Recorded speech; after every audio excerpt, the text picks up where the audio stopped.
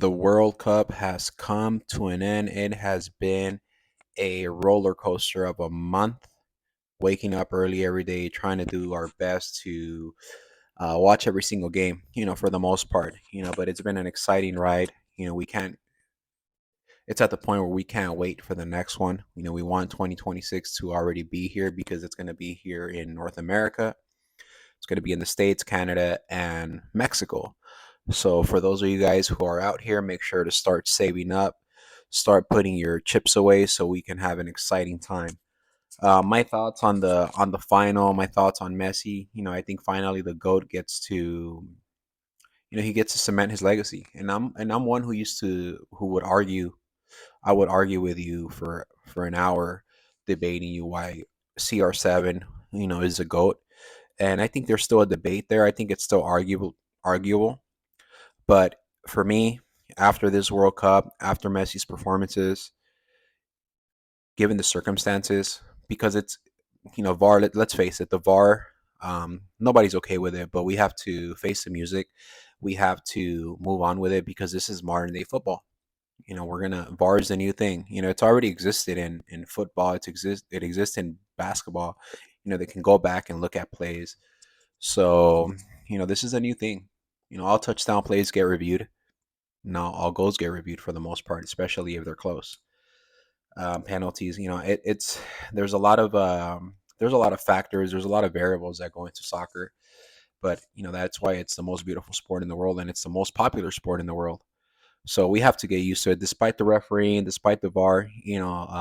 This championship, this World Cup championship is valid, and I think it does cement Leo Messi as an undisputed GOAT, the best, the greatest of all time in history of soccer, of football. The game, obviously, it was a roller coaster ride. Especially, I could imagine being from Argentina. It was an emotional roller coaster for sure, and for the French mates as well. Um, there's a lot of people who deserve credit for this World Cup, for this championship. I think McAllister was one of the most important players. The guy was just an engine in the midfield. He's one of those players that never stops running. He involved himself both defensively and offensively, and I think he deserves a better team. And I think most of these guys that are playing in smaller teams are going to end up in a bigger team and if not in the winter this January, definitely in the summer. So the teams, the likes of Benfica and Brighton and Aston Villa, are waiting to cash in on these players. But yeah, it was the final was it was spectacular.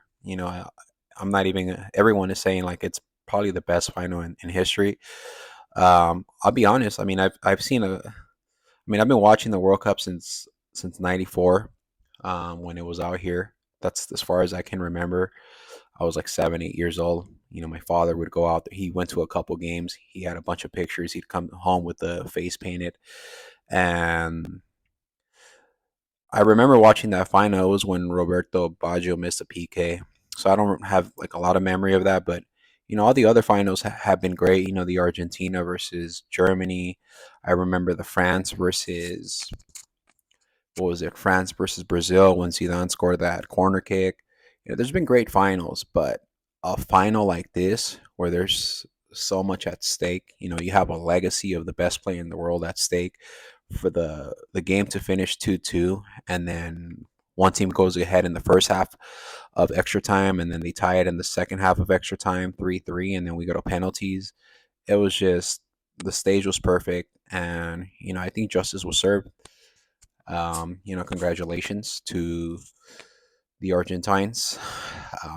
They are truly, one thing I have learned, during this last year, those people are truly passionate about football. It's virtually the most important thing. It's the priority in their country, despite all the problems that are going on over there, financially, with their economy and whatnot. Yeah, those guys, it's different for them. And I'd be the first one to admit, soccer has been a big part of my life. So I'll be the first one to admit that they're more passionate than most of us. But I'm going to continue being an advocate because I love it. It fuels me. makes me feel good, keeps me in shape. 'Cause, I still enjoy playing a couple times a week. So congratulations to the champions. Congratulations to Leo Messi. And I will see you guys on the next video. Gonna try to mix it up. Some football. Football, I mean soccer. And obviously the other thing that I enjoy so much, talking fights. So I'll talk to you guys soon. Peace.